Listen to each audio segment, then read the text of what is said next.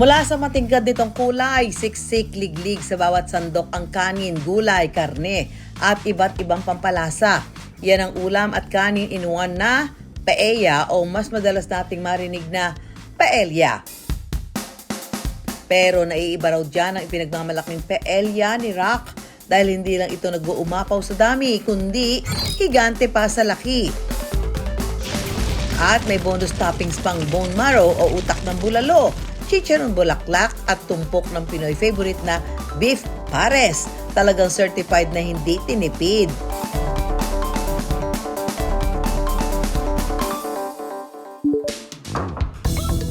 Pakulo ng negosyanteng si Rock ang higanteng paella sa Parañaque. Ang kanya raw kasing katwiran sa negosyo, mas maraming serving, mas patok. Every time na lang kakain sa labas, minsan nag-aagawan sila dun sa laman, no? So, why not, sabi ko, come up with more generous servings, no? Kaya ginawa naming overload. Ang gusto raw siguruhin ni Rock na magkanegosyo, masulit ang ibabayad ng kanyang mga suki. Dahil may lahing Espanyol ang pamilya ni Rock, ipinasa sa kanya ang recipe ng paella. Ang giant paella may laking 70 centimeters o halos 28 inches at tumitimbang ng higit 25 kilos.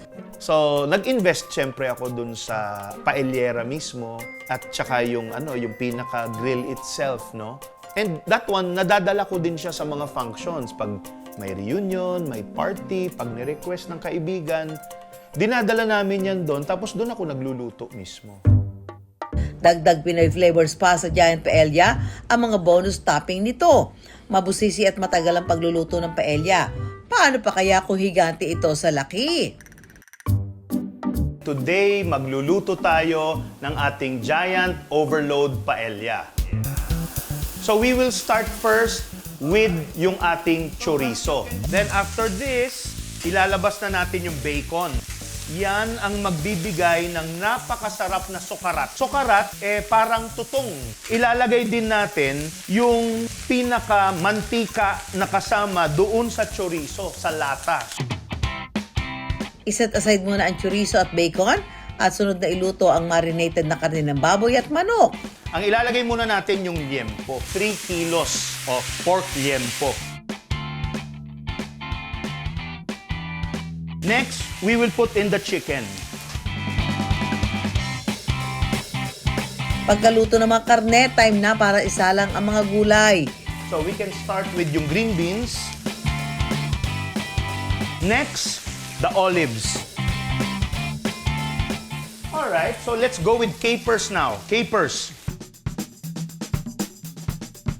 Sunod na idadagdag ang dinurog na kamatis. Paghahalu-haluin ang lahat ng sangkap bago ito sabawan ng chicken broth.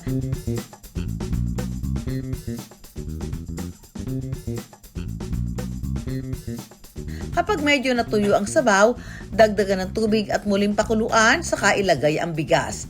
This is our paella rice. Every pack is 1 kilo. So we're going to use 3 kilos for this cook.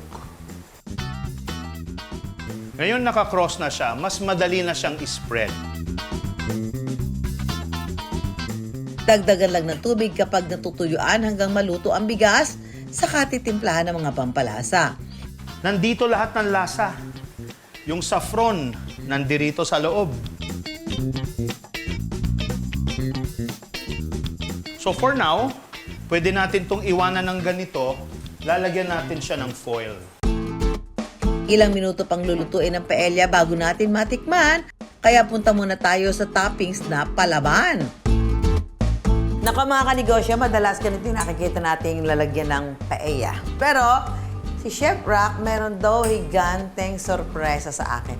Hindi ko alam kung ano yun. Ano ba yung Chef Rock?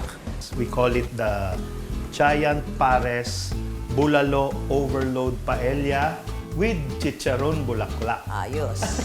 This is one of the biggest sizes ng paellera. This is good for 25 to 30 people. Parang 4 o 5? Yes, Oo. mga 5 siguro. 5 nito itong nakita sa... And hindi lang yung sa laki niya, kung makikita mo. Yung kapal. Depth Yeah. oo. Para makumpleto na ang giant paella na yan, tutulungan ko na si Rock na magluto ng pang-toppings na beef pares. Tapos, Bawang. meron tayong bawang. Yan. Of course, ang And then, onion. syempre, pag may bawang, dapat may Oo sibuyas. nga, oo. Hindi sila pwedeng maghiwalay. Yes. Oo. And then, yung ating luya. Luya. This one. Yeah. Alright. Mm. Yeah. Nangangamoy na, no? Sanay Yeah. tayo sa amoy na ganito. Yeah. No? Every day, palaging ganyan. And then, we lalagay will mo put na. this, this Yung is beef about brisket mo. 2 kilos of beef brisket. Na pinalambot na. Pinalambot na natin ito. We basically just put your toyo. If it's 1 cup ng toyo, 1 cup din yung iyong sugar. Oh. Now, we will add some broth. Kulang Okay. na lang ng ano yan, ng parang pampalapot. You know? Yes. Oo. This is what we call silken tofu. So, tokwa siya, yung nabibili sa tokwa, tube, oo. no? Papalapot. Talaga? And Kaunting kulo lang. Ready na ang pang-ibabaw na beef pares. Kaya i-assemble na natin ang higanteng paella. Ay, sobrang lambot! yes, that's why.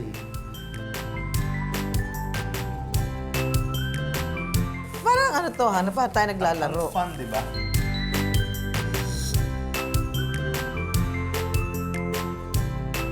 Wow! So, ano bang hinihintay natin? Hinihintay ko. Tikman na natin itong giant paella with bone marrow, chicharon bulaklak, and beef pares. Sabi ni chef, para daw mas matikman mo yung sarap nitong paella, Go kailangan go deeper kasi doon talaga ang kayamanan.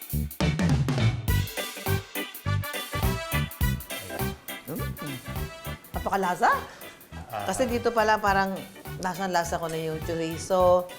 Of course, yung chicken and yung pork. Tapos yung iba pang inilagay mo na mga spices kung ano man yan. Yes, yes. Lasang-lasa ko pa rin. Kasi ito yung pinakita ni chef kanina, sobrang lambot na. Yung tarap. Tsaka yung lasa niya parang nagko-complement.